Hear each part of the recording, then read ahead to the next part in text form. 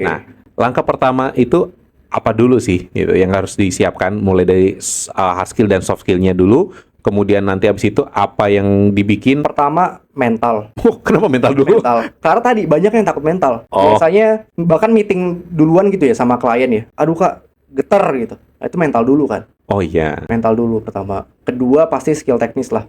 Teori segala macam. Ketiga, retention sih, latihan praktik langsung sih. Itu wajib. Mereka akan jago karena praktik dan ngulang terus. Repetisi. Makanya, iya repetisi. Makanya mentornya setiap abis meeting mereka belajar pitching, harus kasih evaluasi. Kan kalau sudah ikutan bootcamp kan banyak tuh yang misalnya nggak dapat kerja. Gimana caranya biar tetap dapat kerja gitu? Oke. Kalau udah ada pengalamannya di bootcamp, apalagi udah ada pengalaman, seenggaknya kerja beneran. Yang pertama harus dilakuin adalah benerin dulu CV sama portonya. CV sama porto. Iya, karena kan itu kunci ya. Kita apply ke mereka pakai itu kan, ibaratnya. Yang kedua, mental lagi, balik lagi.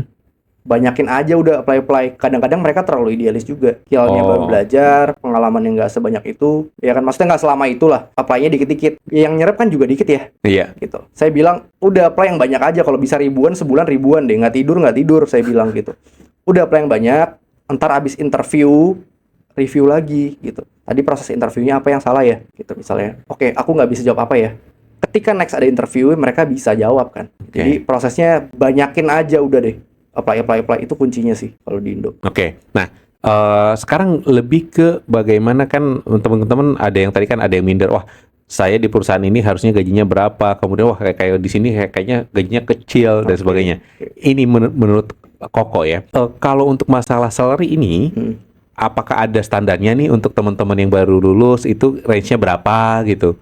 Nah, kemudian kalau sudah levelnya sudah pengalaman 1 tahun, 2 tahun atau 3 tahun lah gitu, berapa?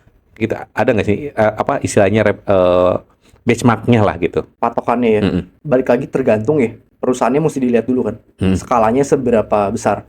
Startup nggak? Kalau startup pun menguntungkan nggak? Jangan-jangan nggak juga gitu kan. Itu kan mesti dilihat gitu. Kedua, tadi pengalaman dia, skill dia sampai mana. Kalau benar-benar entry level banget, minimal banget ya UMR deh udah. Minimal ya? Saya bilang, ya udah yang penting kerja dulu aja. Tunjukin hasil kerjanya, dievaluasi. Kalau emang bagus kan pasti bisa upgrade kan. Misalnya nggak bagus pun udah ada pengalaman tambahan, tinggal pindah ke company lain.